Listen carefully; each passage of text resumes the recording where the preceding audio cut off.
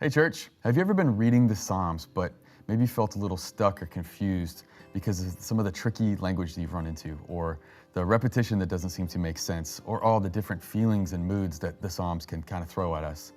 Well, this short video is meant to guide you through some of that and be a tool to help you engage the Psalms with more understanding and confidence. If you're brand new to reading the Bible, that's awesome, welcome. Let me just give you three super quick, short things to look for as you open up the Psalms. And then feel free to hit pause and kind of come back to this later when you want a little bit more detail. But if you've been reading the Bible for a while and you want some more depth and you're ready to dig and you want to understand the vivid imagery and the rich meaning of the Psalms, then do stay for the whole thing. Okay, if this is your first time getting into the Psalms, just keep three simple ideas in mind.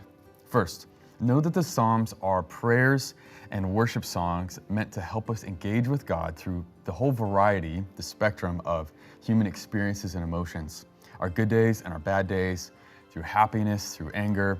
God says, bring all of that to me. I love that so much. I think that's a real gift from the Lord, and it's a very theological, therapeutic blessing that He has given us in the Psalms. Second, know as you read the Psalms that there's a lot of figurative language. You're going to see dangerous animals representing enemies. You'll see mud and pits representing those moments where we feel stuck or we're struggling in life. Day and night means all the time, and so on. And those are representing real experiences, but they're being illustrated by word pictures, and they're not meant to be taken super literally. That's number two. Third, the Psalms are built on a device called parallelisms.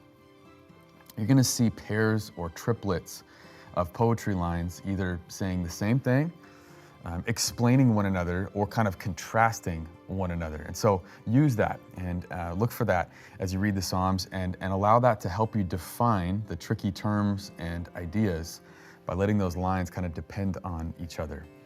That's a huge key to understanding poetic scripture. So there you go, that's the starter pack. If that's enough for you, that's totally cool. Use that as you go get into the Word.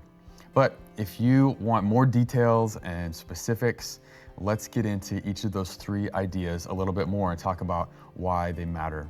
Genres, figures of speech, and parallelisms.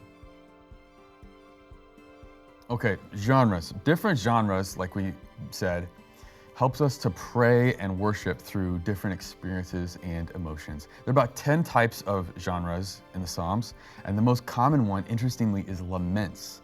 Those are kind of the sad ones. Some examples of laments would be 3, 12, Psalm 22, and those types of Psalms are helping us to pray and worship when we're in crisis, when we're experiencing negative emotions, something that a lot of us are kind of uncomfortable with.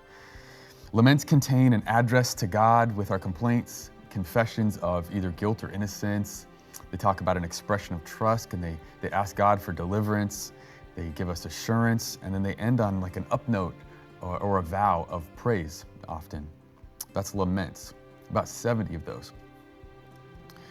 Another type of psalm genre is thanksgiving. Psalm 34 and 92 are good examples of this. They include a declaration of deliverance. They teach theology about God, and they contain lots of gratitude language. That makes them thanksgiving psalms. There are also hymns. Hymns are joyful expressions of worship, and there are different flavors of those. There's a creator hymn in Psalm 8 and 104. Psalm 100 and 114 is an Israel hymn celebrating the nation of God's people. History hymns, historical hymns are 33 and 145. So there are different types of kind of topical worship songs or hymns in the Psalms. Another genre would be enthronement. Psalm 47 and 95 contain a lot of coronation terminology and a celebration of the Lord's kingship, which is a really important idea through the whole Bible. It's all about God being our king and us being citizens of His kingdom, so we need to understand how to worship within that framework. So enthronement psalms help us to do that. Royal psalms, similarly, kind of a cousin to that. It's another genre.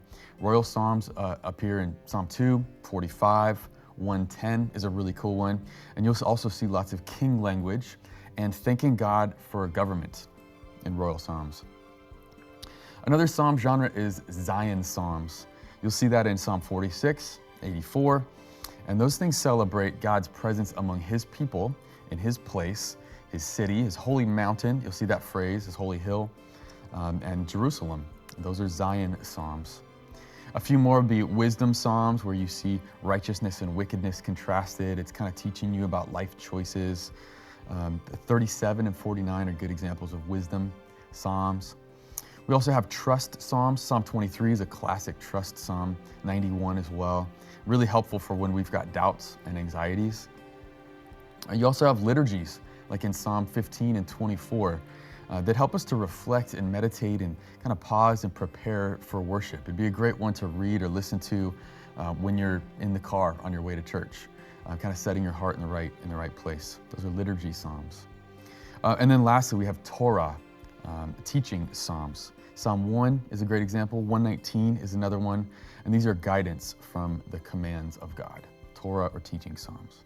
Okay, why does any of this matter? Why are genres important?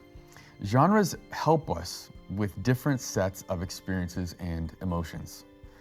One example is that recently I woke up feeling kind of frustrated and bummed out. I opened my Bible and turned to Psalm 45, which was just the next one kind of in the queue. And so I read through it and I felt like, man, this is just not really connecting with what I'm experiencing right now, because it's very focused on government and royalty, as I mentioned earlier. That's all good. It's still a wonderful psalm, but I need to let that genre reset my expectations and then allow it to just speak to its own set of circumstances. I want to come back to it, maybe in November during election season and when the political stuff's kind of heating up. Psalm 45 will help us with that. That's why genres matter a lot. So there's the first key to reading the Psalms with a little bit more understanding and confidence. Okay, next we have figures of speech.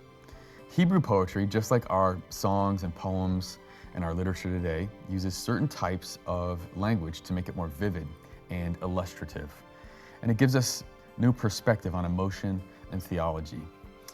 Understanding figures of speech matters a lot because it helps us to not be too literal and rigid in our interpretation of these scriptures. For example, do you think Psalm 18 is saying that God is literally a rock, or that actual bulls and dogs, like animals, were surrounding David physically in Psalm 22? No, I think a lot of us would intuitively know that those are figures of speech to depict God as something really solid and strong, and that David felt cornered and threatened by his enemies, and he uses bulls and dogs to depict that. So that's figures of speech. Let's go through what they are specifically. First figure of speech we want to talk about is synecdoche. This is a specific part of something that's used to refer to the whole, or it's where the whole refers to the parts.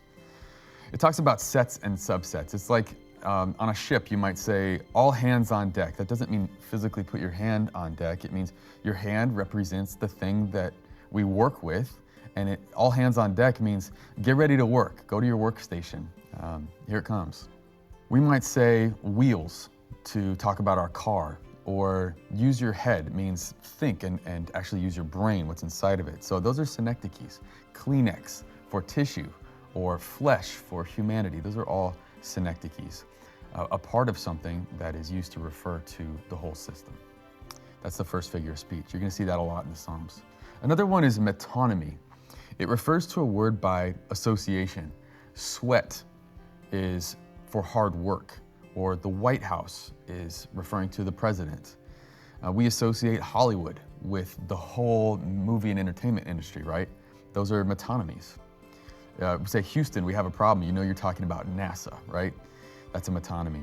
In Scripture, a metonymy you might see is that Moses is associated with the whole law. David is associated with all of the Psalms, and those are metonymies. Another one is merism. These are two contrasting parts that represent a totality. I think this is an especially important one in the Psalms. God knows when I sit down and when I rise up. It means he knows and sees everything that I'm doing all the time. That's a merism. So merism is like a bookend of ideas that describes one thing. You're also going to run into euphemisms, kind of political correctness. Instead of saying death, which might feel too pointed or abrasive, the biblical writers might say fallen asleep or slept with the fathers, you know? Those are euphemisms to kind of soften the effect of maybe a harder, harsh word. Another one, this is my personal favorite, hendiadys. A hendiadys is two terms joined together to make one totally new point. It's kind of like 1 + 1 = 3 with hendiadys. Psalm 94:4 is a good example of this, where you have two Hebrew verbs, pouring and speaking. Those are combined in hendiadys to convey the idea of spewing loud language, which is not the most pleasant way to talk about somebody speaking. It wants to give you a feel of like, oh, this guy's really talking too much or saying bad things. He's spewing. It's a compound idea from two separate words, hendiadys. You're probably familiar with the next couple, similes. That's something that's explicitly compared to something different, uses like or as. Psalm 58:7 says, let them vanish like water that runs away. That's a simile. You have metaphors. Everybody knows what a metaphor is. It says is or are. Psalm 119, your word is a lamp to my feet. It's not literally saying that it is a light bulb. It's saying it illuminates my path and gives me guidance, right? That's a metaphor. Related to similes and metaphors, we have hypokatastasis. That's a mouthful, but what that is an implied metaphor or simile. It's a little more urgent, it's quicker. It doesn't use like or as, it doesn't use a stated being verb. It says, what a beast. It's a little more forceful and sudden than saying he is like a beast, you know? It's a quick version of a simile or metaphor. The leaven of the Pharisees is a good example of that. Lastly, we have anthropomorphism and zoomorphism. Anthro means mankind, humanity. Zoo means animals. And this describes things in human or animal terms. Psalm 98:8 is anthro. It says, let the rivers clap their hands. Rivers don't literally have hands, but it's saying that they make noise, right? We all know that. Psalm 104 has a zoomorphism in it. It says, the lips of evil men contain the venom of the asp. That's not literal. We don't have poison in our mouths, or bad people don't, but it says that words, evil people's words can cause serious harm and damage, or maybe sometimes they even intend to kill you or hurt you. That's the point of anthropomorphism and zoomorphism. So those are all different types of figures of speech that you'll see in the Psalms. No need to memorize all of that. Just keep those ideas and concepts in mind as you read, and they're gonna save us from making interpretive mistakes. They're gonna help us to navigate those tricky words and ideas that we run into in Hebrew poetry. All right, lastly, we have parallelism. This is tremendously important. These are the building blocks of all of the Psalms, all of Hebrew poetry, actually. You'll see this in the prophets and Proverbs as well. Basically, parallelism is two complementary statements. You may see parallelism in 3s or 4s, but most frequently you'll see it in doubles, pairs. These are so helpful and important because they create emphasis and intensity, or line 2 can bring clarity to line 1. They can create contrast or maybe expansion. It is just flat out how Hebrew poetry works. We have to understand parallelism. And if you want to understand the Psalms, we got to get this stuff right. So here are the different types of parallelism. Again, you don't need to memorize the labels, just kind of generally remember the concepts. The first type is synonymous parallelism. This is very common, and this is when there's a similarity between the two joined lines. Psalm 33:16 is an example of this. It sounds like, the king is not saved by a mighty army, a warrior is not delivered by great strength. Those are parallel because king is parallel or the same as warrior in this situation. Saved is the same as delivered. Mighty army is the same as great strength. And so those ideas are paralleling each other synonymously. That's the first type. Second type of parallelism is synthetic. It's where the second line repeats an idea from the first, but develops it a bit further. Psalm 24:3 has, who shall ascend the holy hill of the Lord? Who shall stand in his holy place? It's explaining, saying a little bit more about the first line, but still kind of the same thing. Another type is emblematic parallelism. It's one line stating the concept and the other line illustrating it. Psalm 52:2 is a great example of this, where you have, your tongue devises destruction like a sharp razor, O worker of deceit. Devising destruction, we all understand as an abstraction, but then like a sharp razor, it's cutting, it can wound and hurt. So that's an emblematic parallelism where the second line is explaining illustrating the first. We also have antithetical parallelism. There's contrast or difference between the first and second line. Psalm 118:12 has this. It says, they surrounded me, this is a set of three actually, they surrounded me like bees. They went out like fire among the thorns. That's the same thing. But then third line says, I cut them off in the name of the Lord. And so there's a quick reversal, the opposite of the bees kind of swarming and surrounding. You're getting rid of them. That's antithetical parallelism, where there's contrast. We also have climactic parallelism. This is where the first line is repeated, but the second line takes it up a notch. Psalm 93:3 is a great example where it says, the floods have lifted up their voice. The floods lift up their pounding waves. It kind of takes that voice idea and makes it say a little bit more and gives it a nice strong picture, cranks it up. Finally, we have formal parallelism, where you see two lines joined solely to complete the thought. Psalm 45:7 says this, thou hast loved righteousness and hated wickedness. Therefore God thy God has anointed thee with oil of joy above thy fellows. These are two lines that are completing one thought. That's called formal parallelism. All right, so there you go. Genres, figures of speech, and parallelism. Three really important tools to help us engage with the Psalms and read them with greater understanding and confidence.